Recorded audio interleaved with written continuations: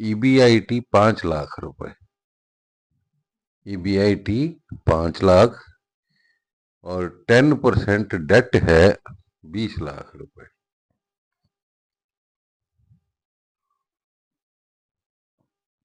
Cost of capitalization 16%। ये हमें data दिया हुआ है। EBIT, debt, cost of capitalization और कॉस्ट ऑफ डेट 10% हो गई। और वी हैव टू फाइंड, एक तो हमें वैल्यू ऑफ इक्विटी निकालनी है, वैल्यू ऑफ इक्विटी। दूसरे नंबर पे वैल्यू ऑफ द फर्म और तीसरे नंबर पे overall cost of capital.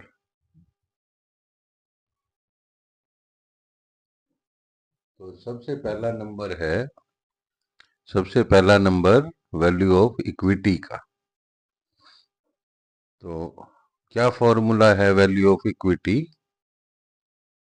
Net income को अगर हम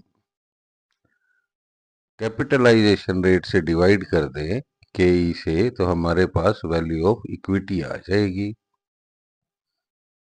तो केई तो हमें दिया हुआ है 16%, और नेट इनकम कैसे आएगी?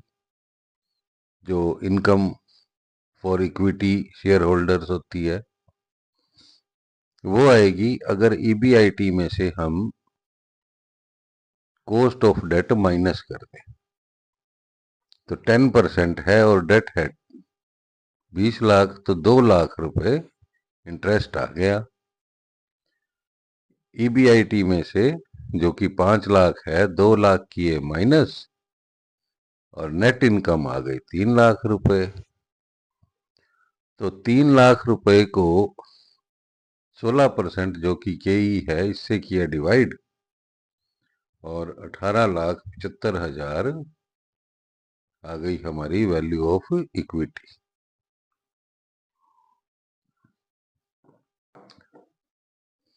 तो ये नेट इनकम अप्रोच का क्वेश्चन है। नेट इनकम अप्रोच में क्या होता है कि हमें केई गिवन होता है और केओ फाइंड करना होता है। ठीक है, केई गिवन और केओ फाइंड करना है। तो नंबर 2 पे अब निकालेंगे फर्म की value, value of the firm. तो वैल्यू ऑफ द फर्म जो है वो क्या है? वैल्यू ऑफ इक्विटी और वैल्यू ऑफ डेट दोनों को ऐड कर देंगे तो वैल्यू ऑफ द फर्म आ जाएगा। तो वैल्यू ऑफ इक्विटी हम निकाल चुके हैं 18,75,000। डेट की वैल्यू हमें दी हुई है 20 लाख। दोनों को ऐड करेंगे 38,75,000 हो जाएगी वैल्यू ऑफ द फर्म। ठीक है, वैल्यू ऑफ इक्विटी हमारी आ गई 18,75,000। डेट की हमें दी हुई है तो वैल्यू ऑफ द फर्म हो जाएगी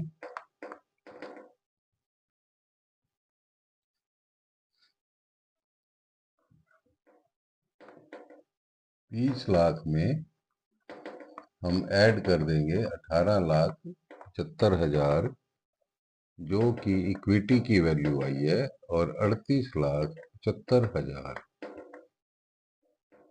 ये आ गया हमारा वैल्यू ऑफ द फर्म। ठीक है, इसके बाद हमें फाइंड करना है केओ, ओवरऑल कॉस्ट ऑफ कैपिटल। तो अब हमारे पास केई गिवन है क्वेश्चन में 16%, और वैल्यू ऑफ इक्विटी भी हम निकाल चुके हैं। कॉस्ट ऑफ डेट गिवन है 10%, और वैल्यू 20 लैक्स गिवन है। तो इन दोनों की हेल्प से हम अब ओवरऑल कॉस्ट ऑफ कैपिटल निकालेंगे।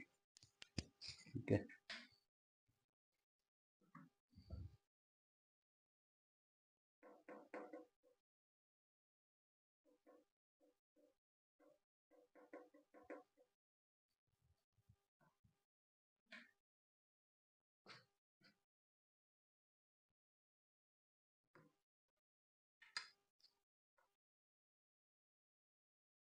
तो ओवरऑल कॉस्ट ऑफ कैपिटल के लिए क्या फॉर्मूला है हमारे पास, के ई को मल्टीप्लाई करें डब्ल्यू ई से। डब्ल्यू ई मतलब वेट ऑफ द इक्विटी, और इसमें ऐड कर देंगे के डी मल्टीप्लाई डब्ल्यू डी।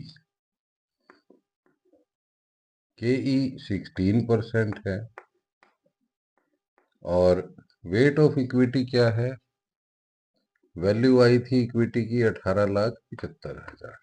ठीक है, फर्म की वैल्यू से डिवाइड कर दें, मतलब W E plus W D से डिवाइड कर दें 38,75,000 से, प्लस के डी कितना है 10%, और मल्टीप्लाई कर देंगे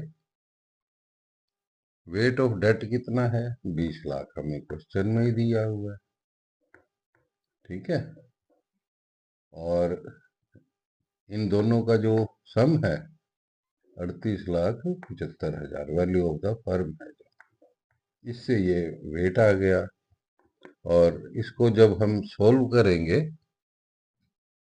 18,75,000 को डिवाइड किया हमने 38,75,000 से, और मल्टीप्लाई कर देंगे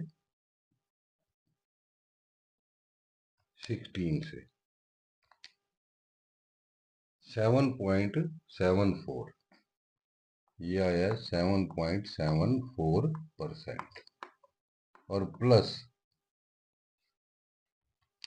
अब 20 लाख को डिवाइड करें 38,75,000 से, और मल्टीप्लाई कर देंगे 10 से, तो 5.16%। बस अब दोनों को ऐड कर दें,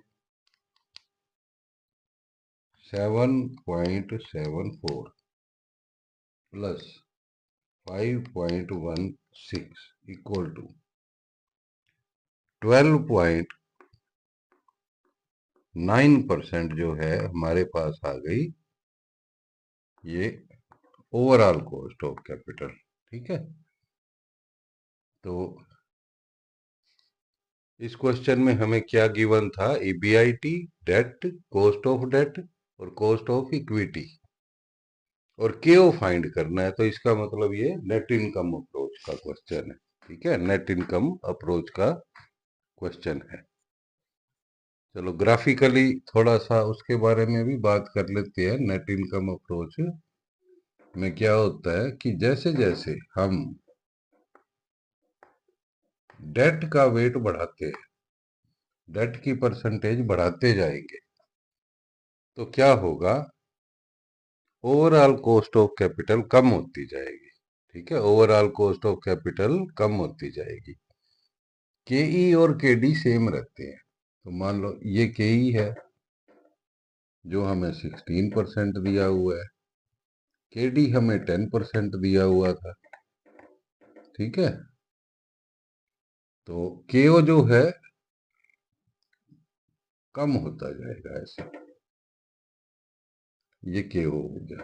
ठीक है, केओ क्यों कम होता जाएगा, क्योंकि चीपर डेट का प्रोपोर्शन जैसे जैसे बढ़ेगा, ओवरऑल कॉस्ट ऑफ कैपिटल कम होती जाएगी, और नेट इनकम अप्रोच के अनुसार केई जो है वो कांस्टेंट रहता है। ठीक है, तो आपने ये ध्यान रखना है कि नेट इनकम अप्रोच जो है वो उसके अनुसार केई और केडी कांस्टेंट ही रहेंगे। ठीक है, केई और केडी डेट का जब प्रोपोर्शन बढ़ाते जाएंगे, हालांकि एक्चुअल प्रैक्टिस में कुछ और होता है, लेकिन हम नेट इनकम अप्रोच के अनुसार देखें तो जैसे जैसे डेट का प्रोपोर्शन बढ़ेगा, केडी पर कोई असर नहीं आएगा, तो इसलिए ये 10% ही रहेगा, के ई 16। ओवरऑल कॉस्ट जो है के ओ वो कम होती जाएगी। Thank you.